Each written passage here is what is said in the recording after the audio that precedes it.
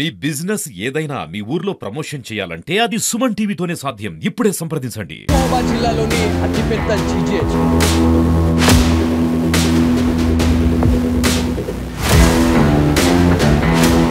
ప్రభుత్వ ఆసుపత్రిలో అసలు ఏం జరుగుతుంది? నిజామాబాద్ జీజీహెచ్లో ఆత్మహత్య కలకలం రేపింది. అసలు దీనికి గల కారణాలు ఏంది, అసలు ఏం జరిగింది అనే దానిపైన అయితే నిజామాబాద్ 1 టౌన్ అధికారి అయినటువంటి మనకి రఘుపతి గారు అయితే రావడం జరిగింది. సార్ అసలు ఏం జరిగింది? నిజామాబాద్ జీజీహెచ్లో ఆత్మహత్య జరిగిందని చెప్పేసి ఒక ఇన్ఫర్మేషన్.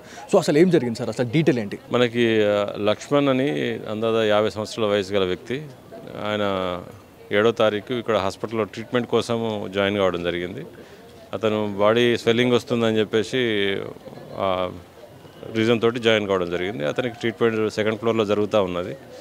ఈరోజు ఉదయం వాళ్ళ భార్యని లేపి టీ తీసుకురమ్మని చెప్పి పంపించి తను వరండాలో వాక్ చేస్తా అని చెప్పేసి చెప్పడం జరిగింది. కానీ 6th ఫ్లోర్కి వెళ్ళి అక్కడ నుంచి జంప్ చేసే క్రమంలో వాళ్ళు సెక్యూరిటీ సిబ్బంది కూడా అబ్జర్వ్ చేసి అతన్ని రెస్క్యూ చేసే ప్రయత్నం చేసినారు వాళ్ళు. బట్ వాళ్ళు రీచ్ అయ్యే లోపల ఇతను అక్కడ నుంచి జంప్ చేయడం జరిగింది. అంటే జీవితం పైన విరక్తి చెందే ఈ ఆత్మహత్య చేసుకున్నాడా అనేది ఏమైనా నిర్ధారణకి వచ్చిందా?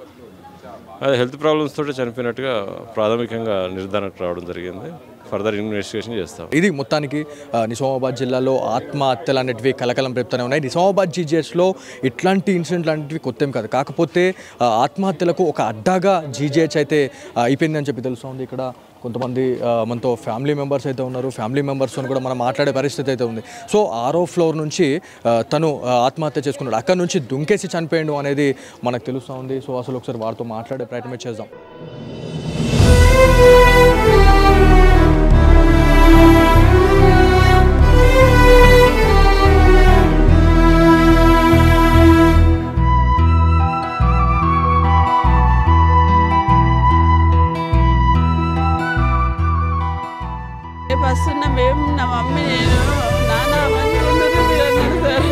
అమ్మ అసలు ఏమైందమ్మా? అసలు లక్ష్మణ్కి ఏమైంది? అసలు మొత్తం వాపులు వచ్చినాయి సార్, బీపీ ఎక్కాయి. వాపులు వస్తే నేను హాస్పిటల్ తీసుకొచ్చిన సార్. హాస్పిటల్ తీసుకొస్తే ట్రీట్మెంట్ అంతా మంచిగా జరిగింది. మంచిగా అయిండు, సాఫ్ అయిపోయిండు మొత్తం. కొద్దిగా పాదాల మీద వాపులు ఉన్నాయి అంతే. ఇంత ఛాయ్ తేపు అన్నాడు. నేను ఛాయ్ తెస్తాను. కిందికి వెళ్ళినా సార్, వచ్చిన 10 నిమిషాలలోనే మీదకి వేయండి. కిందికి ఏ ఫ్లోర్లో ట్రీట్మెంట్ తీసుకుంటున్నాడు లక్ష్మణ్? 2వ ఫ్లోర్. అంటే 4 ఫ్లోర్లు కూడా ఎట్లా వెళ్ళిండు మరి? అతను ఏమన్నా ఐడియా ఉంది? నడుస్తాడు మంచిగానే, మంచిగా నడుస్తాడు. నేను నా కిందికి తీసుకొచ్చి ఛాయ్ ఇట్లా తాగినాం సార్. ఆయన స్కానింగ్కి వచ్చిన కిందికి అయితే నాకు ఛాయ్ ఆడద కసి తెస్తే ఊకే చల్లగా అవుతుంది, ఈడ తాగుదాం మనం అని అంటే తాగుదు సార్. నేను అటు తాగుదాం బా అని అడిగి పోయి స్నానంకి ఇట్లా చేయించిన బాత్రూంలోకి పైసలు ఇచ్చి స్నానం చేయించి అన్నీ చేసి నేను లుంగి కట్టించి అన్నీ చేసినాక తీసుకొచ్చిన మళ్ళా తీసుకొచ్చి పడబెట్టిన సార్. ట్రీట్మెంట్ జరిగింది సార్. ఇంత మంచిగా ఉంది ట్రీట్మెంట్, అంత సక్సెస్ అయింది. ఇంత మంచిగా కోలుకునే టైంలో ఎందుకు ఇంత పెద్ద అయినా డిసిషన్ తీసుకున్నాం? అదే ఆలోచన, నేను అదే అంటున్నా. ఇంత మంచిగా జరిగిన ఇంకా బాధ ఉన్నప్పుడు అన్న చనిపోలేడు సార్. ఆయన మాట్లాడుతుంది సార్. బాధ ఉన్న పక్క వాళ్ళని అడగండి సార్. నేను అబద్ధం అంటే పక్క వాళ్ళు కూడా పరిచయం. ఎవరైనా ఏమన్నా అన్నారా, లేకపోతే ఏమన్నా ప్రాబ్లమ్స్ ఏమైనా ఉన్నాయి? ఎవరు, నేను ఒకదాన్నే ఉన్నా కదా సార్. నేను చేసుకున్న భార్యనే.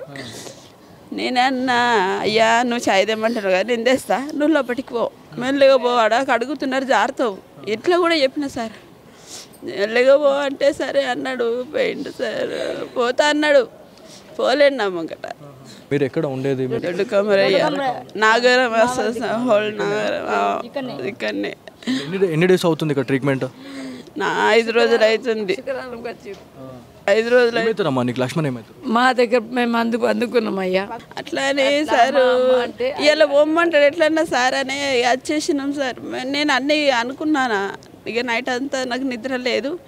ఇక అయినా మూత్రం పోయింది బాగా తీసి అదే అది మొత్తం తీసేసినాక. ఇప్పుడు నువ్వు అంటే మీ నాన్నతో ఎప్పుడు మాట్లాడినావు లాస్ట్ చివరిసారిగాను? నిన్ననే మాట్లాడినా. ఏమన్నాడు? ఏమన్నా అన్నాడా? ఏమన్నా ప్రాబ్లమ్స్ ఉన్నాయి, భయం వేస్తుంది లేకపోతే ఇట్లా అని చెప్పేసి ఏమన్నా మాట్లాడు? ఏమన్నాడు? మంచిగా ఉన్నది, నేను రేపు లేకుంటే ఎల్లుండి వస్తాను.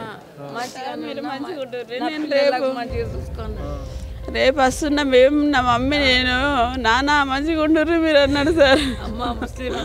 ఏం మనసులో పెట్టుకుండు అంతగానం ఏం మనసులో పెట్టుకొని ఇదంతా చేసిండు అని ఏం మనసులో పెట్టుకోలేడు సార్.